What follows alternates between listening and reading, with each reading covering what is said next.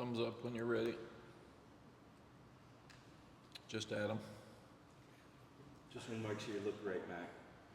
Well, that could take a while. Start getting clearance. Yeah, Easy over there, Chip. We need more than a camera. Now he's picking on you, Chip. I don't know. You didn't say anything, did you? He did. Oh, you did. Is he being a smart aleck? I've already called her from Luke today. Yes, no question. Welcome, everybody. Really excited to be 3-0 with maybe the toughest schedule in the country. In fact, there's only 4 teams nationally that have won 2 non-conference games against Power 5. So that's pretty cool. And the guys have fought it. They've been physical. They've had an overtime game, so they've won a close game. And they've had 2 games that they won in the fourth quarter and beat the other team down. We have not been 4-0 since 1997. So this is a huge week for us. We also haven't responded very well after positives. We haven't handled success very well. And that's part of the growing of your program, where we got to get used to winning again, and we got to think we're going to win and plan on winning instead of feeling too good about ourselves, getting the pats on the back, and not being as ready to play the next week. So that's important. But 3-0 for back-to-back seasons for the first time since 96-97. 3-0 for the third time in 4 years. It's only 3-0 start. The other 2 times back-to-back were in 96 and 97 as well. It's also the first time we've beaten a Big Ten and SEC team in the same season since 1976. So a lot of positive things happening right now with our program moving forward. Jeremy can get you all these stats or any of these stats if you need them. Player of the game offensively was Nate McCollum. 15 catches, 165 yards, and a touchdown. He had the most catches of any player during this regular season. And he was 1 catch away from tying Josh Downs' record for most catches in a game. If I'd have known that, we would have thrown him 1 more ball. But he was 1 shy of a school record. So he's good to have him out there. Glad that he's well. Obviously, you see the impact we thought he would have on our team, and you add what we thought the impact Walker would have had on our team. They were 2 great choices in the transfer portal to give us great speed outside and change games. And that's not the only reason we were disappointed in Tez not playing, because we thought he should, but obviously he would have a great impact on our team and put himself in a tremendous position with the NFL and with NIL money as well. So those are more reasons that we've been upset. Defensive player of the game, Power Eccles, played his best game, had 9 tackles, had an unbelievable interception, very much like the one he had against Oregon in the bowl game, that changed the game because we knew it was going to be a possession game, a number of plays game, and they were moving the ball, they were holding the ball. It was a hot day. We wanted to keep their defense on the field, and this was a game-changing play. So really, really proud of Power. And the 2 special teams players of the game were Liam Boyd. Liam's never played in the game before. He was a walk-on that was redshirted last year at Clemson and transferred in here. And he had 4 touchbacks of his 6 kickoffs. So he had great placement on the ball. So we're really, really proud of him stepping in when Ryan Coe had the lower body injury last week. And Noah Burnett waited his chance again. He had the 42-yard field goal and kicked 4 extra points. So our kicking game was really good, and those guys stepped up. Another notable guy on offense was Drake. He had completed 29 of 40 passes for 2 touchdowns, 414 yards. He did have the 2 interceptions. One of them he just underthrew, and he's human. We don't think he's human because he's the best out there. And the second one he got hit, which was just an unfortunate throw. But he does things that absolutely amaze me. And it's just completing ball after ball and with confidence. And the number of I get mad at our defense for not stopping a quarterback run. Drake makes yards every week. I mean, it's hard to stop the quarterback from scrambling when you've got a guy that can run. That's why you need an athletic quarterback. And he's one of the best at the country at finding the yards, having a great feel for it, and getting the first down. Offensively, we were good overall, but we've got room for improvement. Probably the most improved two areas were third down and red zone. We were 12 of 17 in third downs, and that was against a team last year that was 5th in the country in third down defense. Minnesota's really good, and they're really good on defense. They play hard and they're well coached.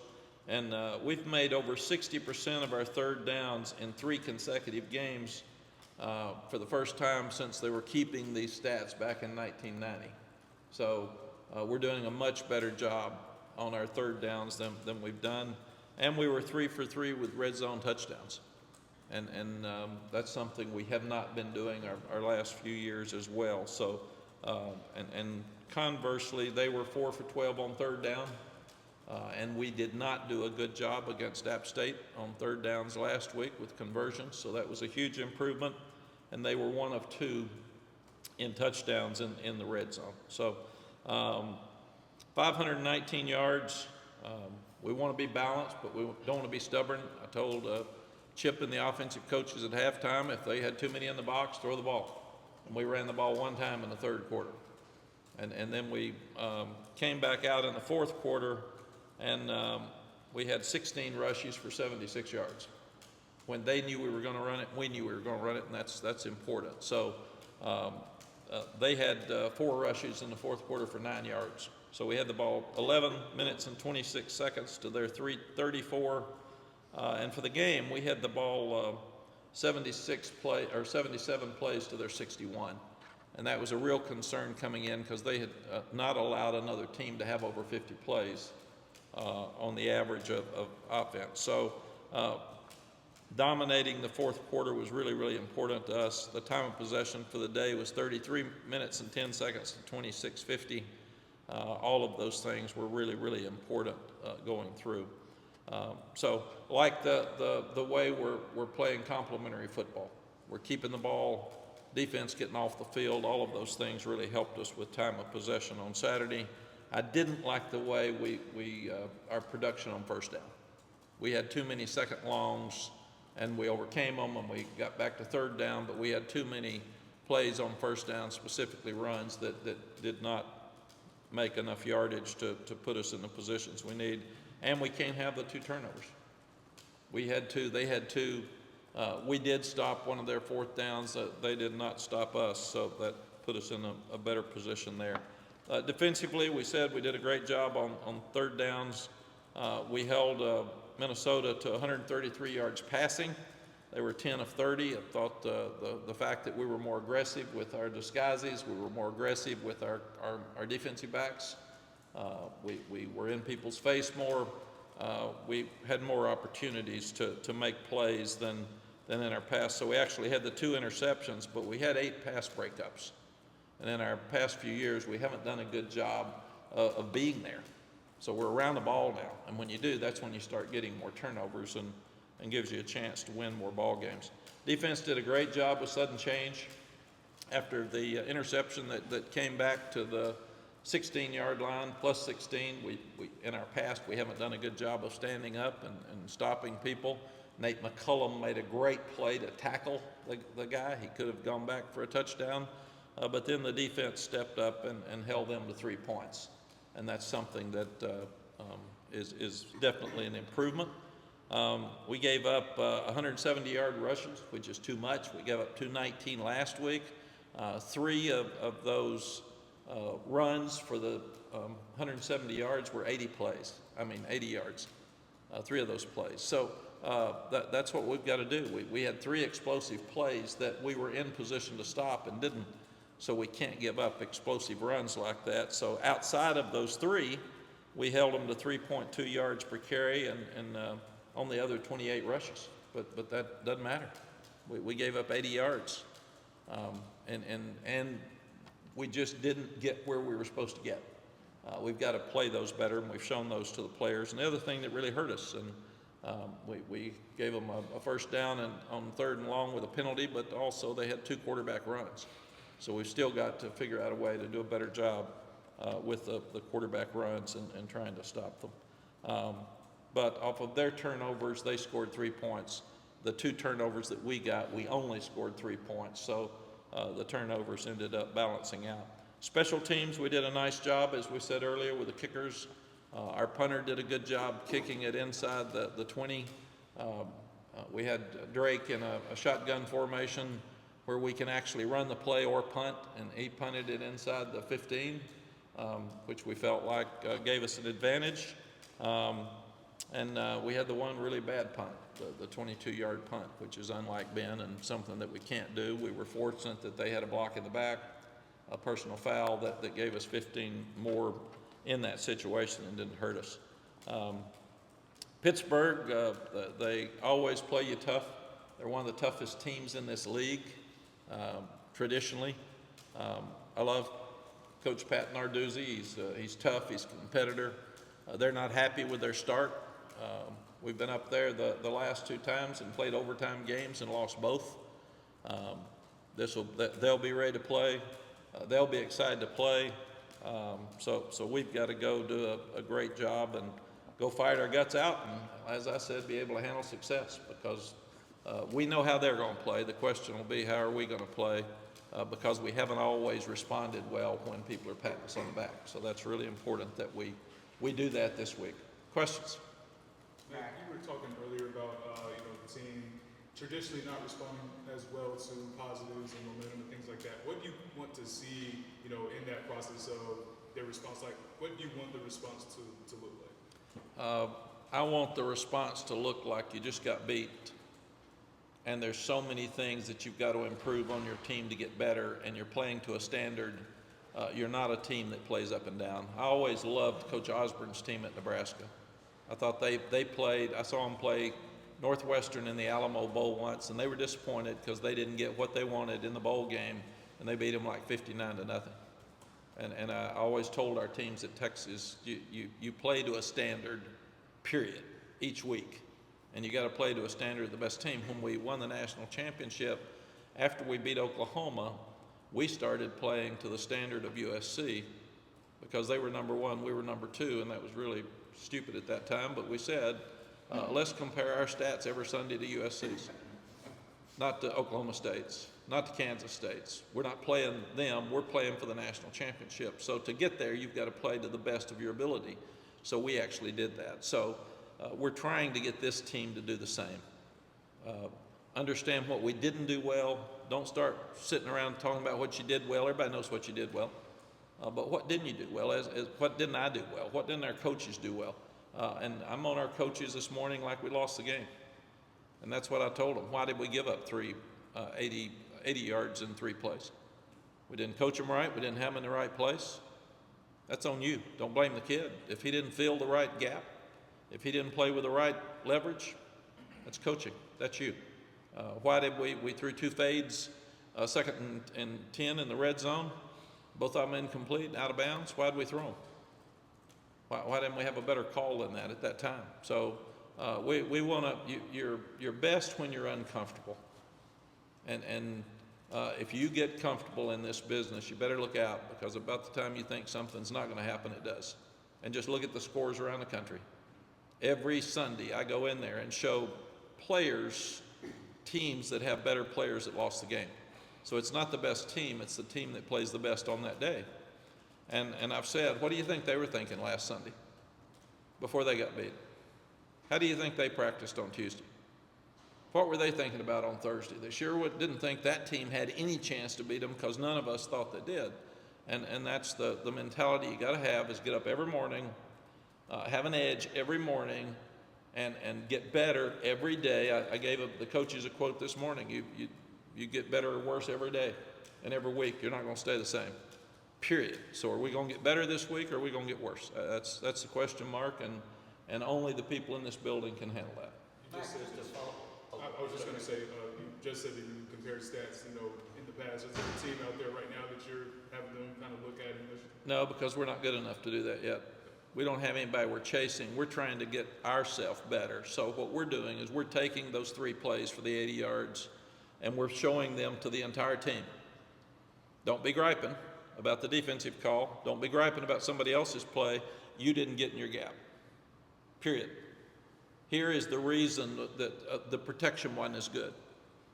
We didn't play as good inside. Our guards didn't play as good, and they're banged up. But we got to play better inside. You're only as strong as the middle in sports. Everybody's only as strong in the middle. So if you don't play well in the defensive line, you don't play well in the middle of the offensive line, usually going to lose the game. And quarterback and running backs and safeties. It's just right down the middle. Baseball's the same. Catcher, pitcher, shortstop, center fielder. It doesn't change. Whenever you look at it, the middle has to be strong, and we've got to play stronger in those areas. Mack, during the offseason and preseason, you talked about going from good to great, wanting to go from good to great. You mentioned you haven't been 4-0 since '97. You lost the last two. You played at Pitt. Do you sort of view this weekend as a litmus test for the team to see if they're ready to go into uncharted territory? Yeah, Michael, it's a good point, but every week's a litmus test. And I quit saying good to great because we didn't play great against App State, and I said we should have. There wasn't any reason not to, so I'm going to quit talking about great till you start showing me you want to be great. It's a conversation. I want to see it. I don't want to hear it. So we've quit talking about it. I don't use that anymore.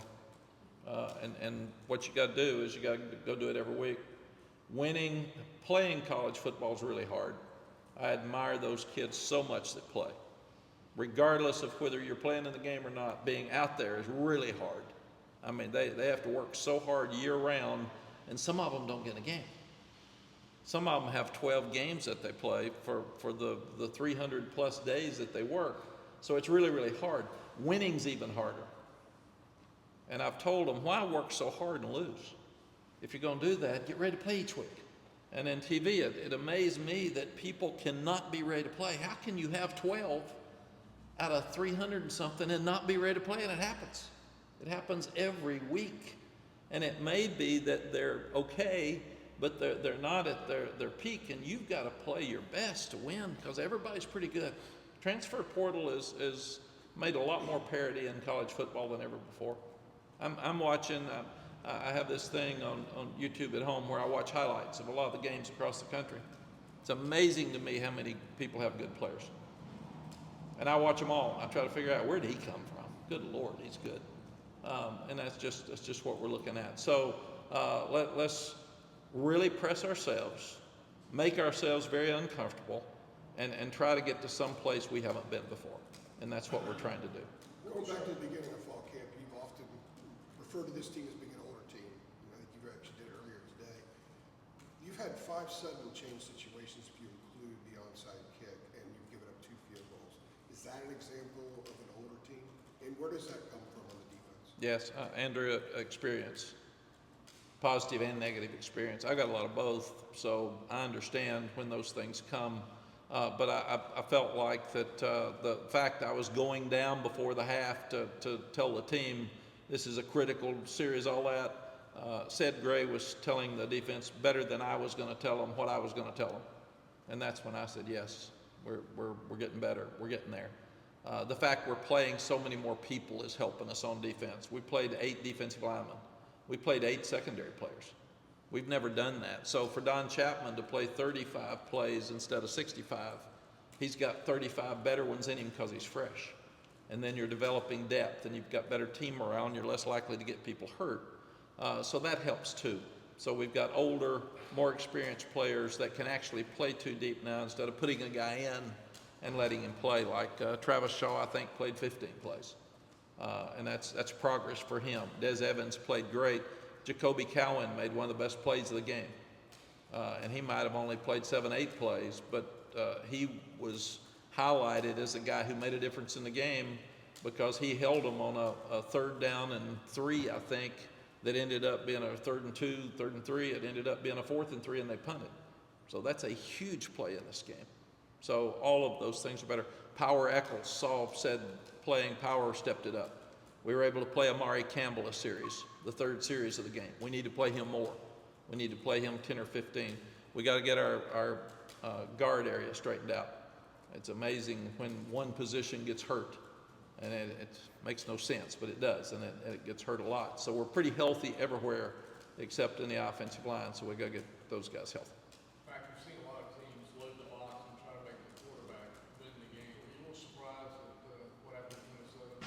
No, Chip, after we ran for 319 yards, those backs are really good too. So that's the one thing that is an advantage for us right now is we can run it and we can throw it. And everybody knows we can do both of them pretty well. So we've got to go into the game with a balanced thought, and then whatever they take away, we've got to use the other one. And I said the word stupid on Saturday, which I shouldn't have said. I said, let's don't be stupid. It's not stupid, it's stubborn. Let's don't run up the middle if they've got too many in there and just act like we're going to be tough. Well, we're going to get beat. Be smart. Be smart and don't be stubborn. And you want to run it, but I thought what the coaches did on Saturday at halftime was unbelievable. They went from Drake's hot, we got guys open, let's throw it. So we ran the ball one time in the third quarter, which I would have never dreamed and wouldn't have thought sitting there pregame that would have been a smart thing to do. And then we ran it 16 times in the fourth quarter for 76 yards. So take what they give you. There's the old quote, dance with the one that brung you is the old quote. And Drake was hot. And I've never seen him better. And people anymore, it's like it was with Colt McCoy. If Colt McCoy ever threw an incompletion, we all said, what's wrong with him? Well, that's the way it is with Drake right now. If he ever throws an incompletion, we say, what's wrong with Drake? Man, it's that way in practice. I went up to Chip one day, and Drake had thrown 2 incompletions, and I said, what's wrong with Drake today? He said, Coach, he's 8 of 12, or 10 of 12, or, and I said, I got it. So, but that's where we're headed. Mack, in terms of the intensity and physicality and kind of reference with Pitt, you feel like these past 2 weeks with App State and Minnesota must have been primers for that kind of play style you're going to face? And how do you think your team has responded to that kind of physicality? Yes, really the first 3 games are as physical as we'll play all year. These are really physical football teams, and I think P.J. Fleck at Minnesota was 17-1 in non-conference games. 19-1. A really good football team, well coached, tough, coming in here undefeated. I was proud of our fans. We've got an unbelievable student body that helps us. We got to get back to winning at home, and now we've won 2 games at home that will help us because we got a 3-game stretch after the open date here. But this is one of the most physical teams we could have played after those 3 physical games. So, yes, we've got to continue to do a better job stopping the run and disrupting quarterbacks. Coach Chiswick will talk about that in a minute. I'm not going to get into them, but we had a lot of pressures. We had a lot of hits on the quarterback.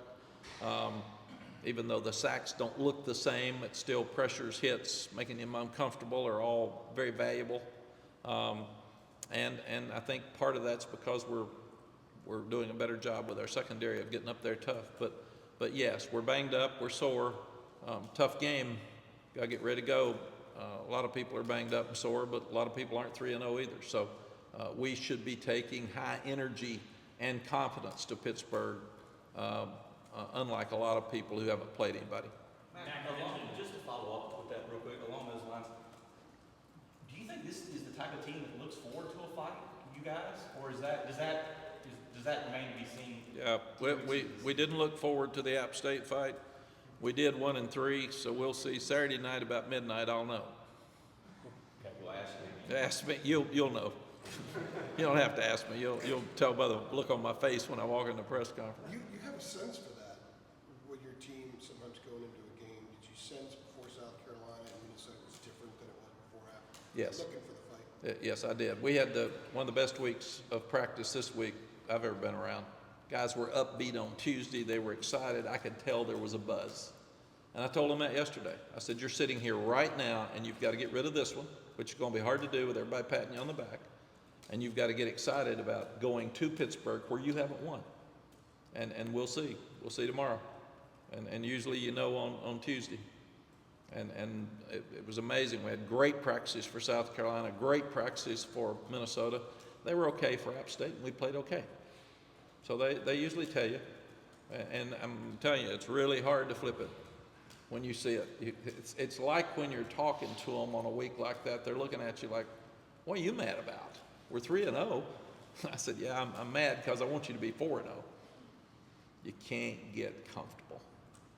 Is that, stay on that, is that the next layer for you with this program as you're building culture and all these different things, the next layer? Absolutely. The moment where you are right now? Absolutely. We won the Coastal and didn't win another game because we hadn't won the Coastal in a long time. We won 9. We hadn't won 9 in a long time. So we got comfortable. And you can't get comfortable in life. You can't get and football is a microcosm of life. That's what it is. And you can't get comfortable. You got to go back to work. So we'll see this week. I know Pitt's going to play hard, and I know they're going to play well. I don't know about us. I think we will, and I'm going to be really disappointed if we don't. But it's something. Last time we were at this place, we didn't play very well. So it's something that we need to do. We haven't done well. You mentioned the red zone and the success y'all had against Minnesota, but just going through these first 3 games, you've been able to run the ball really well in the red zone in that short yardage. How much easier does that make scoring and finishing drives when you get that far and you can still run the ball? Yeah, everything's tighter in the red zone, so it's harder to run the ball.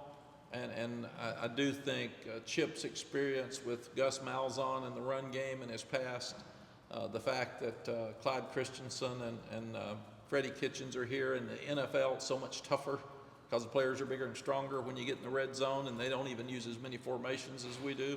All of those things have really helped us with who we are in the red zone. Mack, not to bring up bad memories, but the game. But don't listen till butter, however. The game 2 years ago at Pitt was so weird. I mean, you had the monsoon on your possession in overtime.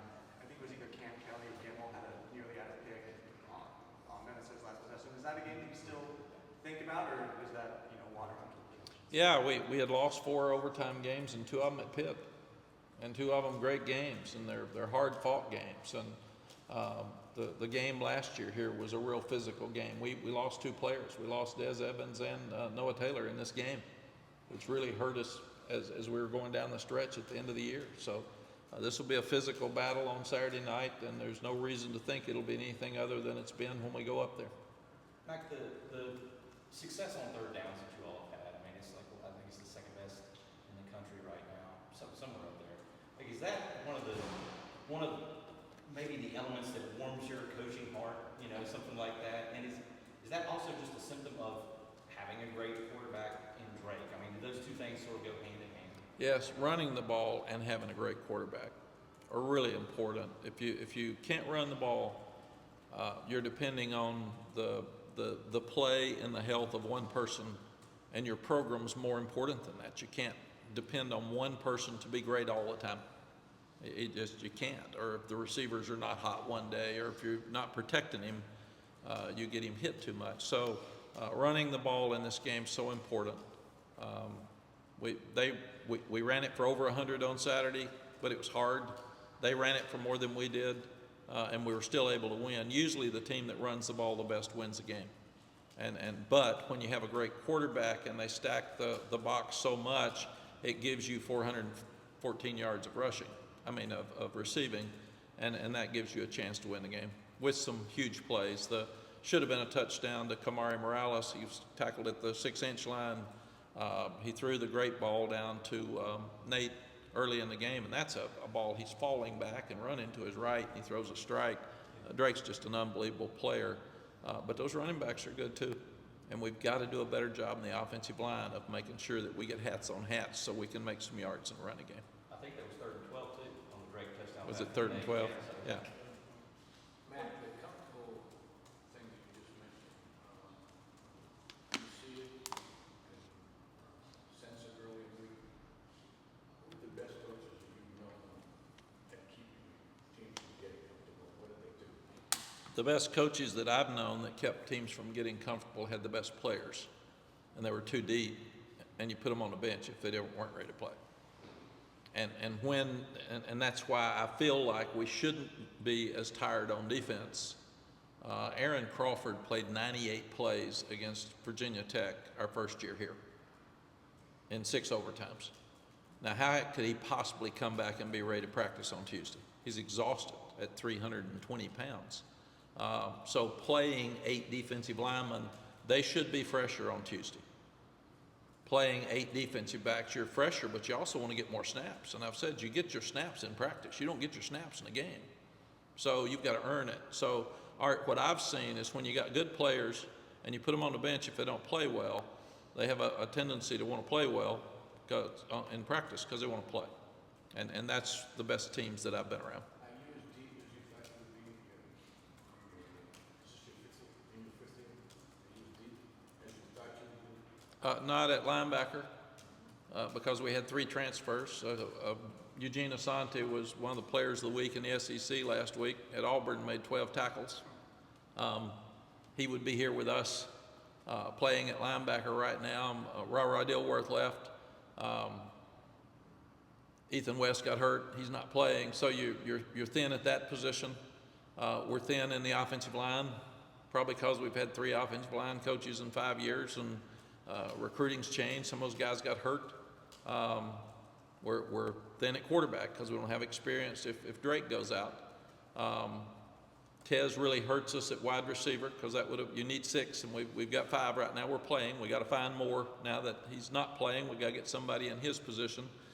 Defensively, other than linebacker, we're pretty good. We're pretty deep. We can roll fresh people, and that's a huge thing as you get toward the 7th game because people are just beaten down. Are you a plus or minus on the transfer portal and the NIL? Am I a plus or minus? Now, Art, that's an 8-day discussion, and we've got about 15 seconds here to. Results of it. You lost 15, you got 7, that kind of thing. Does that lead to lack of depth in things like that? I'm talking to head coaches across the country that say I'm depleted in this position because I got 2 that left for the transfer portal and it was too late for me to get anybody else, and I've had 3 hurt, and that's causing all of us to have to look at roster management a lot differently than ever before. Mack, coming into the year, there was a lot of discussion from an ACC standpoint about success against other leagues. You guys, Syracuse and Duke, all beat the Big Ten. You and Florida State against the SEC Week 1. Kind of curious what your thoughts have been so far when you've looked globally a little bit around the ACC and these marquee matchups. Yeah, Aaron, I'm really proud of our league. We've got a lot of good teams, and with all the realignment talk, it distracts from who the teams are. These teams are playing well and they're well coached, and Syracuse going to Purdue and winning was huge. I mean, that's huge. So you start looking at Duke's been unbelievable. And I watch some of those games every Sunday night when I get in, and I get to watch highlights. So I watch everybody that we play and everybody I think's good nationally, and I look at us compared to them and see what we've got to do to get where they are in different cases. So,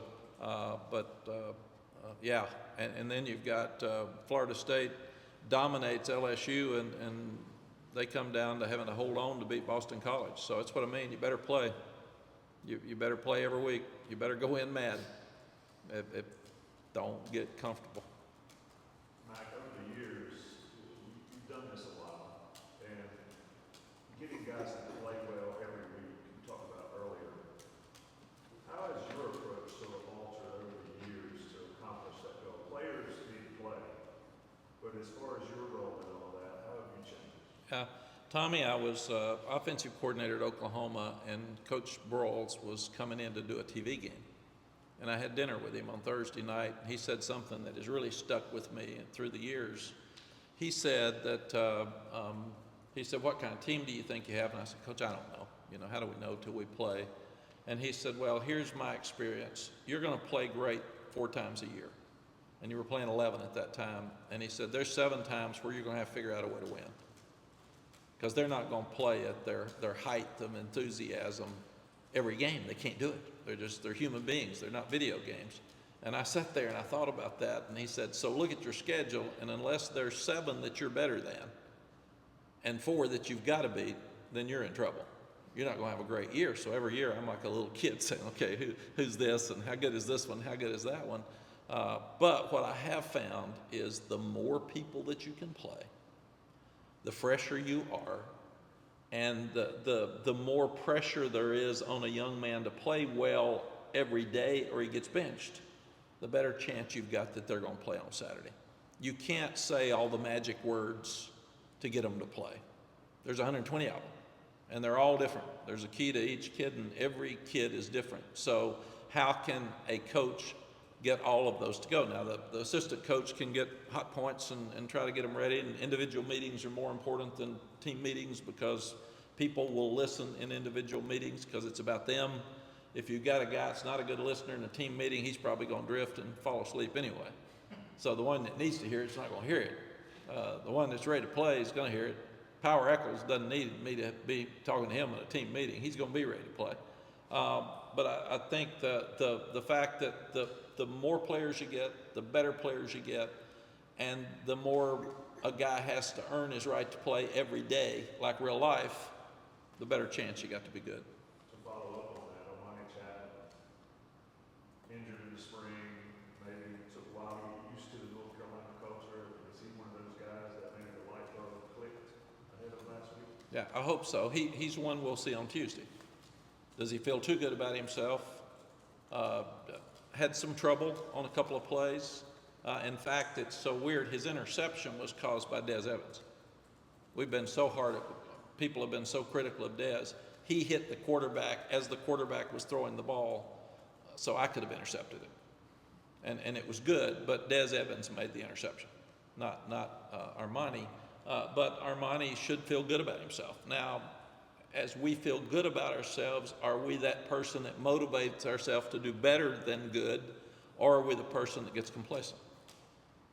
And we don't know him very well yet, so that'll be a good test on Tuesday. Mack, you have been able to get Drake to stop hurdling people or attempting to hurdle people. But you took a couple big hits the other day. I mean, I guess there's only so much you can do to keep him from. I mean, you're not trying to prevent him from doing that. He's playing football, but like, where are you with that? And trying to keep him as clean and as reduce the wear on him as possible, but also use what he has to an advantage. Yeah. And obviously a threat in the run game too. Like, just where are you on that with trying to prevent some of those shots? Yeah, we love Drake. Part of what we love is his competitiveness, because that's who he is. But also we got to be smart. And I told him last year that it's selfish for you to take hits because we need you to play. So let's be smart. But there's a fine line between competitive and smart. If it's to win the game, go dive. Other days, step out of bounds. Don't take a hit because everybody's trying to hurt him. Everybody. I mean, they want him out of the game. So get down. Be smart. Next year when he's in the NFL, it's going to be the same thing with bigger guys and faster guys. So let's learn now how to stay healthy because we need you healthy. And he just loves to compete, and you love that about him. Let's be smarter. Let's don't be stubborn. Matt, talk about physicality. What exactly do you need out of your offensive line, physically and mentally, going into this really physical finish? Yes, we were very physical in the first game. I thought the offensive line obviously did a great job with 300 yards, 319 rushing the second game. I didn't think we did as good the other night, and they played really well. They're real well coached. They play with low pads, but we didn't play as well inside. Part of it's injury, but that's an excuse. They're not going to call the game off because we got some sore guys. So what we've got to do is we've got to get people on people. We made some mental mistakes Saturday, and we actually missed some people and had some run through, and we just can't do that. So we were disappointed. In some of our offensive linemen on Saturday. Hey, you got time for 2 minutes. You talked a second ago about having 5 receivers, 1 and 6. I know Nate obviously is back in the fold, but as you've seen some of these kind of freshman guys in practice a little bit more often, I know you talked about Hamilton and Culver in the past. How realistic do you think it is for them to kind of get in some of these games and get some snaps and targets? Yeah. Jeremiah, absolutely. That was part of the discussion this morning in the staff meeting. If they're not sure what to do, find 5 things they can do. Find 5 plays they can run right now and have them go in for those plays and teach them 5 plays. And nobody else is going to know what 5 they are. And in 3 weeks, they might know that if Culver comes in, here's what he's going to do. But right now they don't. So find something they can do to give them a chance for success. Andre Green's getting better. I was hoping he'd catch that deep ball Saturday. That would have been a true breakthrough for him. But he's getting better, and he's practicing better, and he's playing with more confidence. And some guys do it faster than others. And I will say, to brag on him too, Omarion Hampton never changes his look on his face, his personality, his demeanor. He rushed for 236 yards last week. He didn't rush for many Saturday, and you wouldn't know any difference in him. That's who he is every play. And I think that's why he's going to be such a great player. He's got a toughness about him that's really special. Then he caught the ball from behind him that he ran for about 20 yards like a dart. And then he caught one over the middle that he was so quick with, and he ran. We didn't block a couple of times on the goal line. People are grabbing him. He didn't care. He just ran over them, ran in the end zone. So, but we need to get some of those young. Since Tez is not playing, we need to get some of those young ones out there for fresher legs too. Mack, the scene after the game, I would have asked you about it Saturday, but saw the video later. You know, just what was going on in the locker room. Looked like you got a little choked up. You know, you've talked forever about not doing a good job of enjoying these wins. I mean, do you think 35 years in now that maybe you're starting to get a better handle on that? I mean, are you trying to allow yourself to be in the moment a little bit more after these wins? Yeah, I'm really trying. It's not my personality, and it's not an easy thing for me to do. But you're sitting there. We dedicated the game to Mitch Mason, who's been through an awful time, and you see Tylee Kraft there every day fighting stage 4 cancer, and we've talked about it with Tez. These kids are our family, and we want them treated like I want my son to be treated, my grandson to be treated, and that's really important to us. That's our job, and that's who we are. And when you see them accomplish something that's so cool, and it was going to be tough to beat Minnesota. I wasn't sure we could beat them. We had to play good, and they did. And they did the things they needed to do. I was so happy for them and so proud for them. And to see them happy and singing and not asking me to dance, thank God. So I keep waiting. Yeah, if they ask me, I have to. And I try to get out fast. So they didn't grab me. Usually said Grace said, nah, come here. But it is really emotional because you want them to be happy. And you want them to get rewarded for how hard they worked. And you want them to be confident. And you want them to accomplish things in their life. That's a huge accomplishment. And I always get proud because it brings so much money to the university when we sell out. It brings so much money to Chapel Hill when we sell out. The athletic department, it pays for the other sports when we sell out. So it's really cool for me when everything comes together and you're at that moment at the end where it worked. This is really cool. It worked. And I'm so proud of it. I'm a real emotional person. I get mad easy, so I don't usually talk when I get mad. I get by myself because I don't say things that are good when I get mad. And that's not good for me. So I've learned that. So when you see me not talking, it's because I don't need to be talking. And usually after a loss, I don't talk to anybody. I got to talk to the team. I got to come in here and talk to you all. I try to get out of here as fast as I can and not say anything. And then I got to go try to figure out why we lost, what I should have done differently, because I feel guilty. I feel bad. But I feel so proud for those kids when you're sitting there looking at them, and you're looking at every face, and everyone's different. And especially if you're seeing a Jacoby Cowan who made a great play in the game, and he is so proud of himself. That's really cool. All right. Got it? Thanks, Coach. Thank you all. Appreciate it, Mack.